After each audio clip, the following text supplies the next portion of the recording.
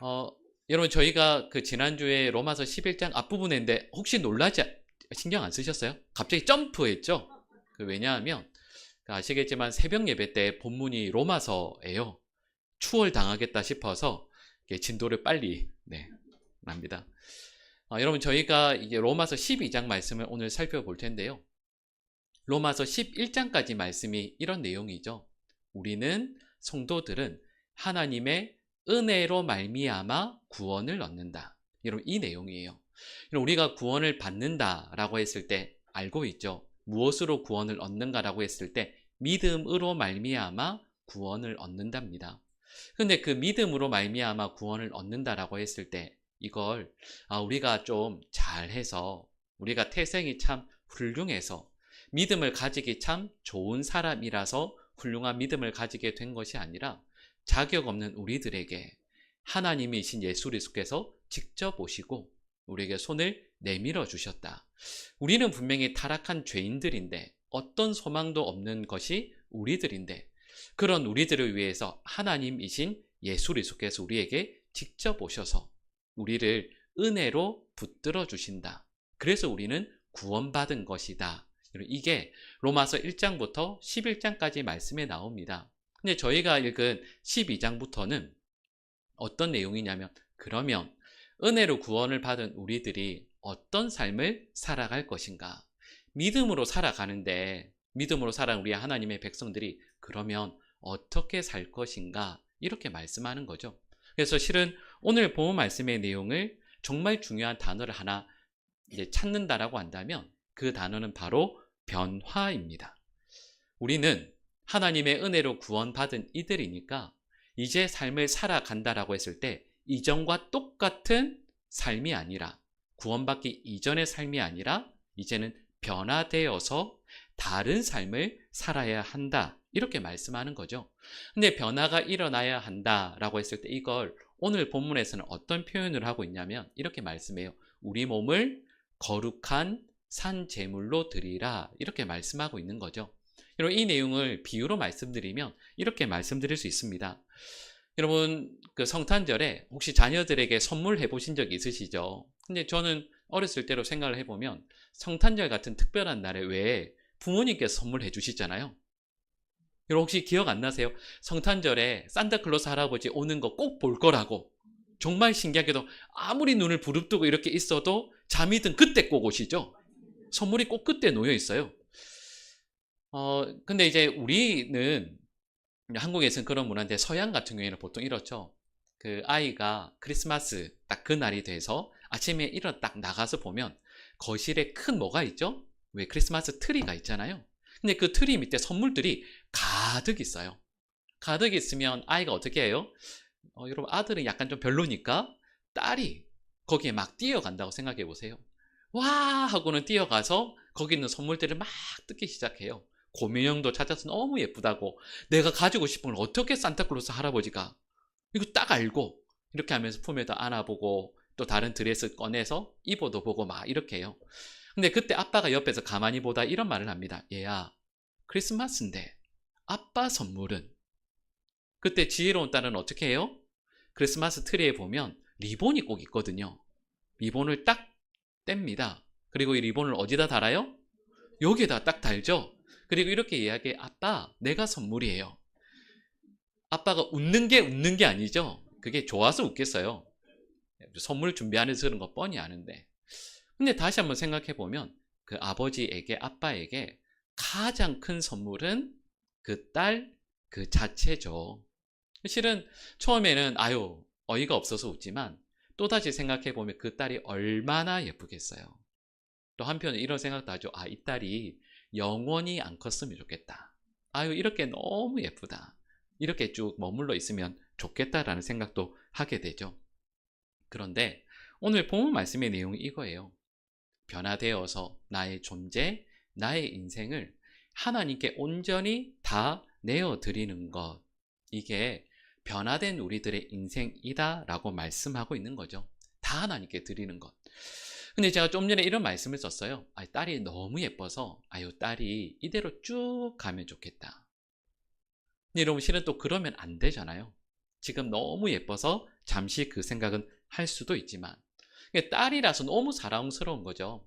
그래서 그 딸이 어떤 때에는 아버지에게 실수도 하고 잘못도 해요. 그래도 그때는이 아니죠. 딸은 그래도 예쁘죠. 어떤 이유가 있더라도 딸을 사랑하는 아빠의 마음은 변하지 않습니다. 여러분, 중요한 게 있어요. 그게 뭐냐 하면 단지 딸이라는 이유로 사랑하는 것과 아빠가 딸을 점점 더 기뻐하는 것과는 큰 차이가 있습니다. 딸이라서 너무 사랑하죠. 근데 이것도 너무 좋은 일이지만 그 딸이 점점 아빠에게 더 큰 기쁨이 되어주는 건 또 다른 기쁨이에요. 그건 또 다른 감사와 즐거움의 이유가 되는 거죠. 여러분, 이 내용을 적용해 보면 이렇게 말씀드릴 수 있습니다. 여러분, 하나님께서 우리를 너무 사랑하시죠.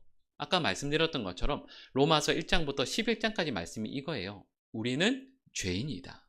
근데 죄인인 우리를 하나님께서 지극히 사랑해 주셔서 내세울 것 아무것도 없는 우리들을 지극히 사랑해 주셔서 예수 그리스도를 통해 구원해 주신다. 그 주님을 믿기만 하면 구원받는다. 이게 11장까지 내용이에요. 근데 12장부터 내용이 이거죠. 뭐냐 하면 그러니 우리는 변화되어서 변화된 삶으로 하나님께 기쁨이 되어야 한다. 이게 12장부터 나오는 말씀의 핵심 내용입니다. 그래서 오늘 본 말씀을 보면 사도 바울이 권하노니라는 말씀을 쓰거든요. 하나님의 자비하심, 하나님의 사랑으로, 그 가득한 사랑으로 여러분들에게 간곡히 부탁도 하고 간곡히 명령합니다. 꼭 이렇게 하셔야 됩니다. 말씀하고 있는 거죠. 그러면 하나님의 은혜 앞에서 우리가 변화되어서 어떤 삶을 살 것인가 했을 때 오늘 저희가 읽은 1절과 2절 말씀에서 우리가 변화되어야 할 영역 두 가지를 말씀해요. 첫 번째가 우리의 몸이고요. 둘째가 우리의 마음입니다. 오늘은 저희가 이 몸이라는 1절에서 세 가지 내용을 함께 살펴보려고 합니다. 오늘 본문에서 우리 주님께서 저에게 명령하시는 내용이 있어요. 우리 오늘 본문 1절 말씀을 우리 같이 한번 읽어보겠습니다. 그러므로 형제들아 내가 하나님의 모든 자비하심으로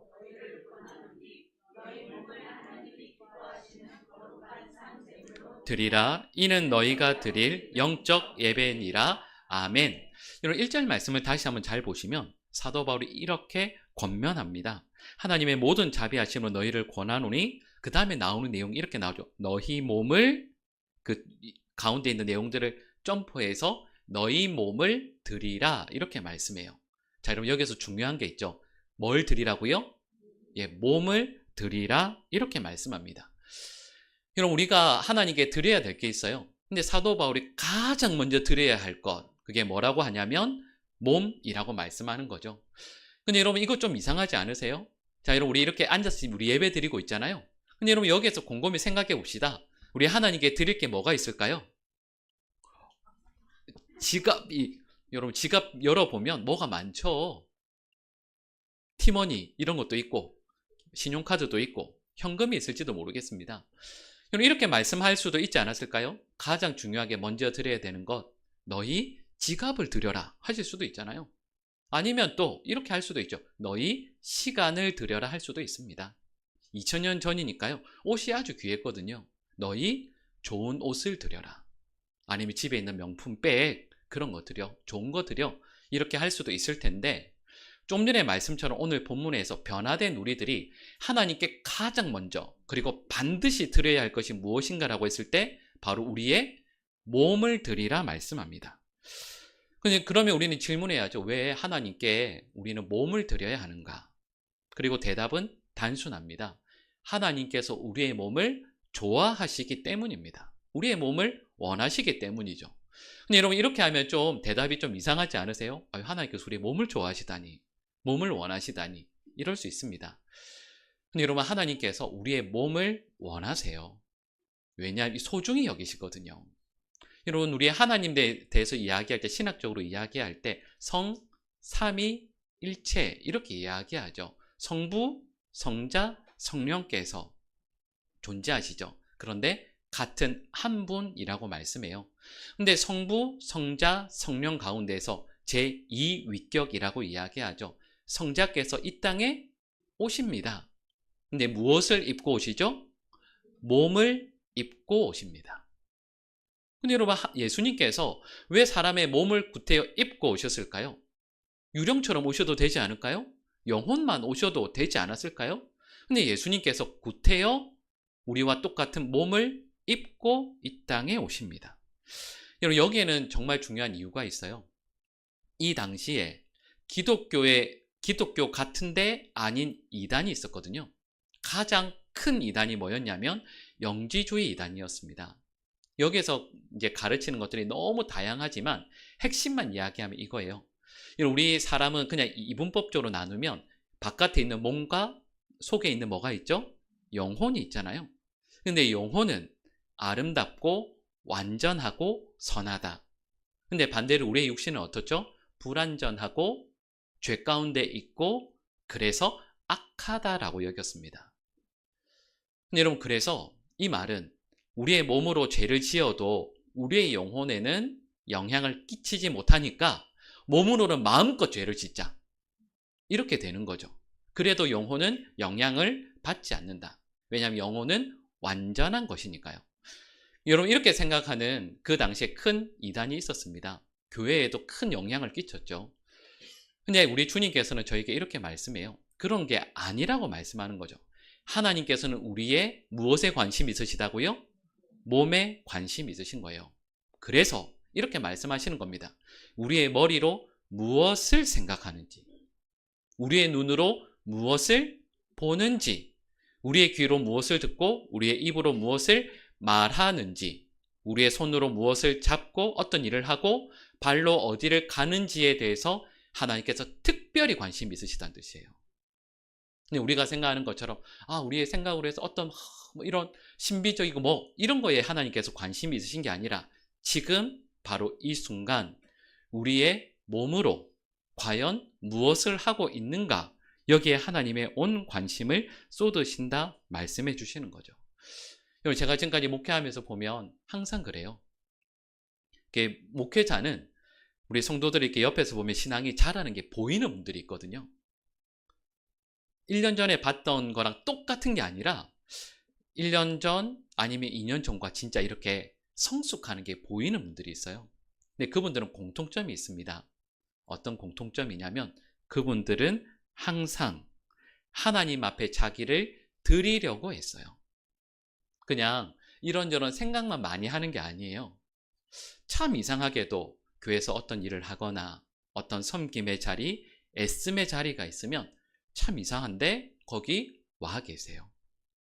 그리고 시간이 가면 갈수록 그분을 주님께서 빚어 가시는 게 보여요.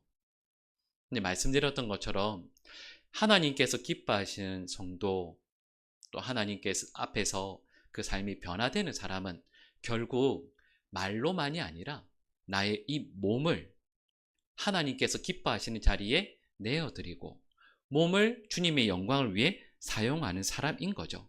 하나님의 일에 하나님의 뜻을 위해서 내 몸을 자꾸 내어드리고 하나님께서 원하시는 그 뜻에 나 자신을 자꾸 노출시키는 거죠. 그러면 반드시 신앙이 성숙하더라고요. 사도 바울이 그래서 이렇게 저희에게 말씀합니다. 강력하게 권면하는 거죠. 너희 생각, 그냥 어떤 영적인, 어떤 추상적인 그런 게 아니라 너희 삶에서 구체적인 것을 하나님께 드려야 되는데 가장 구체적인 것이 무엇이냐면 바로 우리의 몸을 하나님께 내어드리라. 이걸 말씀하시는 거죠. 두 번째 명령이 있습니다. 그게 뭐냐 하면 산 제물로 드리라, 이 말씀이에요. 여러분, 실은 이 산 제물로 드리라, 여러분 별로 이상하지 않죠? 근데 실은 이 명령은 정말 이상한 명령입니다. 이게 실은 모순된 말이에요. 예를 들면 둥근 삼각형 없잖아요.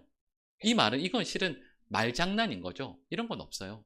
근데 너희 몸을 거룩한 뭘로 드리라고요? 산 제물로 드리라, 이렇게 했는데 이 말은 실은 모순된 말입니다. 왜냐하면 제물이라는 그 말 자체에 이미 죽은이라는 뜻이 포함되어 있거든요. 그러니까 여러분 이 말씀은 살아있는데 죽은 제물로 너희 몸을 드리라 이렇게 말씀하는 거죠. 그럼 생각해보면 구약시대에 제물로 드릴 때 어떻게 하죠? 원래 그 제물을 어떻게 해요? 먼저 죽여요. 죽이고 가죽을 벗기고 몸을 피를 다 빼내고 다음에 토막 냅니다. 그리고 그걸 하나님께 드리거든요. 근데 여러분 그 장면을 이렇게 딱 생각해 보세요. 이미 죽었거든요. 제물은. 그래서 했던 이런 절차들을 쭉 거쳐서 드디어 제단에 올려놨어요. 근데 갑자기 걔가 벌떡 일어나더니 말을 하는 거죠.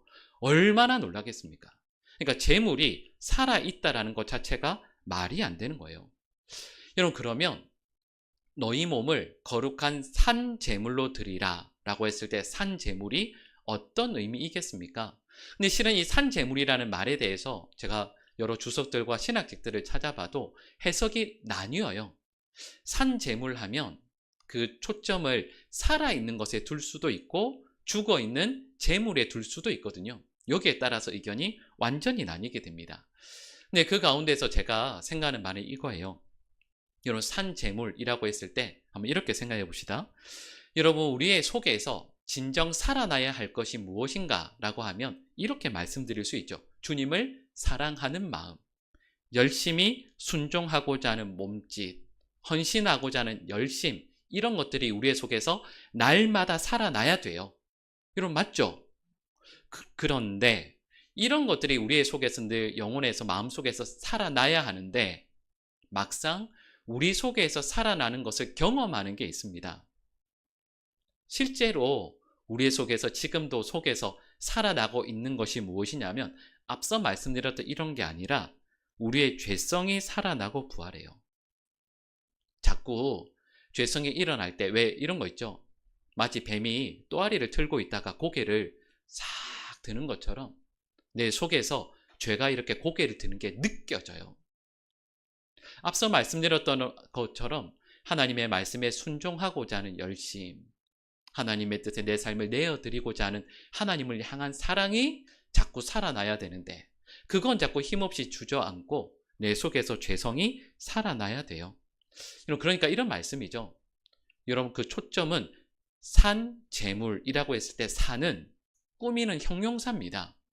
원래 핵심은 어디에 있죠? 제물에 있습니다. 그러니까 이 말씀은 우리가 하나님 앞에서 죽은 제물이 되어야 하는데 우리 속에서 자꾸 뭔가가 살아나는 거예요. 말씀드렸던 것처럼 우리 속에서 죄성이 자꾸 살아날 때 우리 어떻게 해야 될까요? 아이고 이거 어제도 하고 한 달 전에도 하고 해봤는데 어차피 다시 살아나더라. 어차피 죄성이 없어지지 않으니까 그냥 두자라고 할 수도 있고요. 또 다른 한편으로 이렇게 어떤 분은 결심하시겠죠. 나의 죄성이 또 살아나는구나. 근데 어제 그랬던 것처럼 1시간 전에 그랬던 것처럼 나의 죄성을 또다시 목을 치고 나 자신을 하나님 앞에 제물로 다시 한번 올려드려야 되겠구나. 두 가지 선택이 가능하죠. 근데 방금 읽은 오늘 본문 말씀의 내용은 전자가 아니라 후자를 선택하라 이렇게 말씀하는 거죠. 내 속에서 죄성이 다시 살아나더라도 또다시 죽여라. 또다시 죽이고 너희의 몸을 너희의 삶을 하나님 앞에 제물로 드리라 말씀하는 거죠. 여러분 우리 2025년 벌써 3분의 2가 지났습니다. 8개월이 지났죠. 이제 4개월도 채 안 남았어요. 여러분 2025년 시작하시면서 결단 많이 하셨죠? 많은 결심하셨죠? 제가 이렇게 보니까 아유 목사님 해마다 했는데 하나도 안 돼서 이제는 포기한 지 한 몇 년 됐어요. 이렇게 하시는 분도 진짜 계세요. 근데 생각해보면 이런 거죠. 아 올해는 뭐 작년에도 그랬던 것처럼 결심해도 어차피 안 될 테니까 계획도 안 세워야 되겠다. 어차피 실패하고 포기할 테니까 그냥 올해는 대충 되는 대로 흘러가는 대로 살아야겠다라고 하실 수도 있죠. 근데 말씀드렸던 것처럼 뱀이 머리를 들듯 나의 죄성이 자꾸 살아나고 그래서 순간순간 나 중심으로 살아가고자 애쓸 때 그걸 다시 죽이고 내 삶을 하나님 앞에 제물로 드릴 수 있도록 날마다 결단하는 삶을 살아야 한다라고 오늘 본문은 말씀하고 있는 거예요. 여러분 그래서 우리가 잘 알고 있는 마태복음 16장 24절을 보면 이렇게 말씀합니다. 우리 같이 한번 읽어보겠습니다. 이에 예수께서 제자들에게 이르시되 자기 십자가를 지고 나를 따를 것이니라. 아멘. 예수님께서 제자들에게 그리고 우리 모든 성도들에게 하시는 말씀이기도 합니다. 누구든지 예수님을 따르려면, 아니 실은 우린 예수님을 다 따라가야죠. 당연히 예수님을 따라가야죠. 근데 예수님을 따르는 전제 조건이 있습니다. 그게 뭐냐 하면 자기를 부인하고, 이런 자기를 부인하고 라는 말씀의 의미가 뭐냐 하면 조금 전에 말씀드렸던 내 몸을 날마다 죽이고 라는 말과 같은 말이에요. 왜냐하면 내 속에서 계속해서 나의 죄된 욕심이, 죄된 욕망들이 계속 고개를 들거든요. 계속 살아나거든요. 수없이 실패하고 장애물이 있다 할지라도 내 몸을, 내 죄된 욕심을 다시 죽이고 내 삶을 제물로 하나님께 드리라 말씀하시는 거죠. 여러분, 이런 결심을 날마다 할 수 있기를 간절히 축복합니다. 매 순간순간 내 속에서 욕심이 솟아나올 때마다 아유, 예전에 그랬던 것처럼 또 질 텐데 그냥 죄에 맡기면 너무 편해. 이게 아니라 죄와 싸우고 날마다 내 몸을 하나님 앞에 거룩한 산제물로 드리는 믿음의 백성들 될 수 있기를 간절히 축복합니다. 이렇게 하는가 끝나는 것 같지만 하나가 더 있습니다. 여러분, 좀 전에 제가 말씀을 드릴 때 너희 몸을 거룩한 산제물로 하나님께 뭐 하라고 되어 있죠? 드리라 이렇게 되어 있죠. 근데 여러분, 이 드리라라는 이 단어가, 이 명령이 아주 특별한 말이에요. 이게 뭐냐 하면 이제 저희는 그냥 한글로 보니까 드리라 이렇게 되어 있는데 이 말이 헬라어로 보면, 원어로 보면 완료형입니다. 이 의미가 뭐냐 하면 한 번으로 끝내라라는 뜻이에요. 근데 여러분, 이 말씀을 저희가 받아들일 때 날마다 좀 전에 말씀드렸던 것처럼 결단하고 이게 소용없고 한 번만 하라, 여러분 그런 뜻이 절대 아닙니다. 이 말씀의 의미는 우리 인생에 선명하고 확실한 하나님께 드리는 헌신의 시간이 반드시 필요하다. 그러니까 우리 인생에 하나님 앞에 분명하고도 확실하게 내 몸을 하나님 앞에 온전히 드리는 그 경험이 반드시 필요하다라는 그런 뜻입니다. 그러니까 여러분, 이건 이런 뜻이죠. 하나님께 한번 확실하게 드리면 그 이후에 일어나는 그 모든 행동들이 이 확실한 헌신, 확실한 드림의 영향을 받게 된다, 이런 뜻이에요. 여러분, 쉽게 예를 한번 들어볼게요. 제가 아내랑 같이 이렇게 마트를 갈 때가 있거든요. 근데 이마트나 아니면 코스트코나 이런 데 이렇게 쭉 가다 보면, 여러분 그런 경험 있으시죠? 이마트에 쭉 가다 보면 정말 이상하게 주류 코너에 발이 머물 때가 있어요. 아니 이게 원해서가 아니라 그냥 가다가 이렇게 다리가 아파서 이렇게 잠깐 쉬어볼까 딱 옆에 보면 주류 코너가 딱 있어요. 여러분, 그때 저는 얼른 피합니다. 왜냐하면 성도들 중에 혹시나 누가 목사님께서 그 주류 코너 앞에서 망설이시더라 소문나면 끝나거든요. 이게 뭐 제가 끝난다는 게 아니라 너무 상처받으시잖아요. 그래서 아시겠지만 저희 목회자들은 신방 갔을 때 그 투명한 유리컵을 주실 때가 있거든요. 거기에 보리차 절대 안 마십니다. 아시겠죠? 뭔지? 멀리서 보면 그 색이거든요. 그래서 안 마셔요, 정말로. 조심해요. 혹시나 이렇게 실족하실까봐. 근데 제가 이 말씀을 뭘 드리냐면, 무슨 의미냐면, 저는 제 삶을 목회자로 드리기로 헌신했습니다. 근데 그렇게 삶을 살아올 때 중간에 예를 들면 방황하거나 아니면 고민하는 순간들도 분명히 있죠. 그럼에도 불구하고 예를 들면 제가 웃으면서 얘기했지만 목회자로 헌신하고 난 이후에 여러 가지 결정, 결단, 삶을 살아가잖아요. 근데 그 모든 게 분명하고도 선명한 그 헌신, 결단의 모든 것들이 영향을 받게 돼요.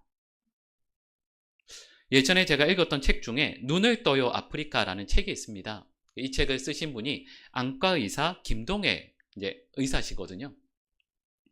이분이 그 아프리카에서 이제 그 백내장 걸린 환자들을 이제 치료해주고 이제 진료하고 하시는 분인데, 이분이 외국에 나가서 이렇게 그 섬기게 된 계기가 있습니다. 그게 뭐냐 하면, 이런 2001년에 아주 유명한 사건이 일어났었죠. 2001년에 미국에 9.11 사태가 있었습니다.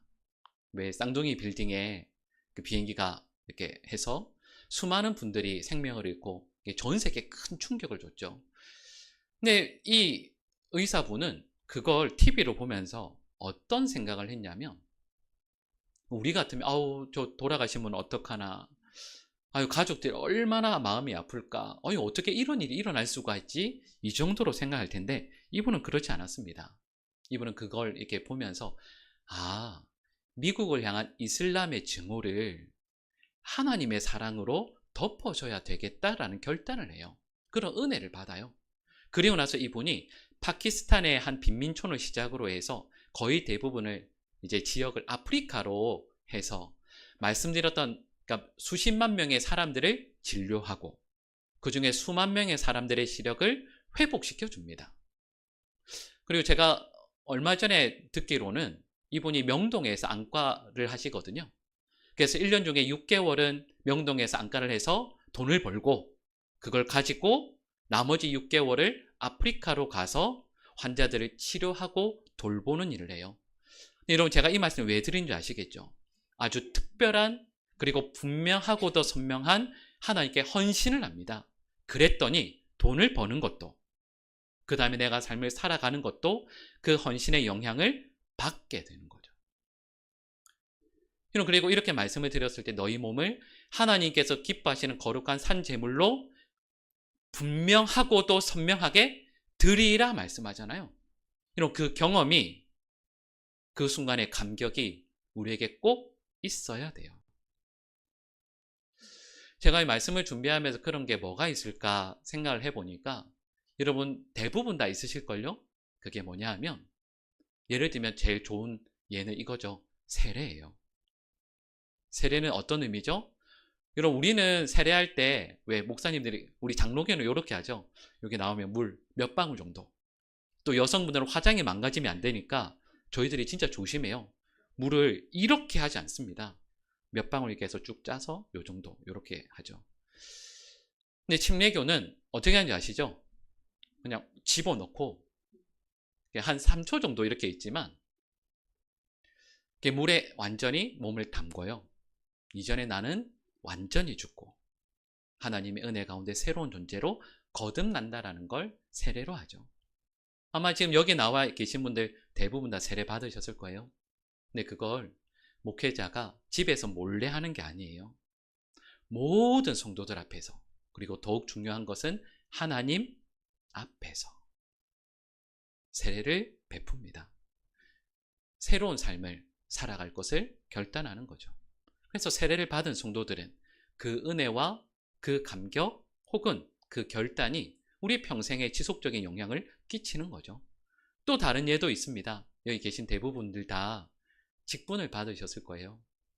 저는 목회자로, 목사로, 장로님으로, 안수집사님으로, 권사님으로 항존 직분을 받을 때 하나님 앞에서 결단하잖아요.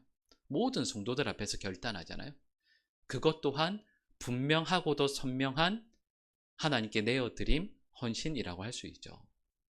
근데 여러분, 그 다음부터는 제가 아까 말씀드렸잖아요. 그 다음부터는 모든 게 이 결단에 영향을 받아야 돼요. 내가 돈을 버는 것 왜 벌어요? 맛있는 거 먹으려고, 더 좋은 집 사려고가 아니라 하나님께서 나에게 주신 직분을 잘 감당하기 위해서, 주님의 몸된 교회를 더 잘 섬기기 위해서, 많은 성도들에게 신앙의 본이 되기 위해서 돈도 벌고 일도 하고 내 곁에 있는 사람들을 섬기고 이런 것들을 하는 거죠. 그리고 사도 바울이 이렇게 말씀해요. 사도 바울도 분명한 사도로 자기 자신을 온전히 하나님의 부르심에 응답하여 내어드립니다. 이방인을 위한 사도로 부르심을 받았다는 것 고백하죠. 그랬더니 그 다음부터 일하는 모든 일들이 여기에 영향을 받아요. 매 맞든 물에 빠지든 감옥에 갇히든 끝에 사형당하든 모든 순간들 가운데에서 부르심을 받은 사도로 바르게 살아가요. 온전한 헌신, 선명한 헌신 결단, 그 이후에 모든 게 영향을 받는 거죠. 그리고 저는 우리 모든 성도들이 세례 받으실 때든 직분을 받으실 때든 아니면 어떤 분들이 이야기한, 예를 들면 성령 세례를 받았든 방언을 받았든 특별한 은혜를 경험하면서 하나님 앞에 그 받았던 은혜, 그 결단이 내 삶의 모든 순간들에 영향을 끼칠 수 있도록 온전히 내어드리는 성도. 그리고 그런 경험이 내 삶의 순간순간들마다 고백되어지고 잊지 않는 것. 여러분, 제가 주립 코너 앞에서 망설이는 게 아닙니다. 다리가 아파서 잠시 쉬는 거예요. 이상하네요. 자꾸 이렇게 이상하니까 너무 이상해지죠? 여러분, 우리의 드림이, 우리의 선명한 헌신이 우리 삶의 모든 순간들에 늘 영향을 끼치고요. 말씀드렸던 것처럼 하나님께서 우리에게 원하시는 건 우리의 구체적인 삶이에요. 내 몸, 내 손, 내 발, 내 눈, 내 귀, 내 입, 어디로 향하고 있는지 이거 하나님께서 늘 보시거든요. 여러분, 우리의 몸으로 하나님을 거룩하시게 하고 하나님께 영광 올려드리고, 그리고 여러분, 내 순간순간 우리 속에서 올라오는 죄된 욕심들 늘 쳐서 죽이고 하나님 앞에 진정한 제물로 나 자신을 부인하고 내 삶을 드리는 하나님의 백성들 될 수 있기를 간절히 축복합니다.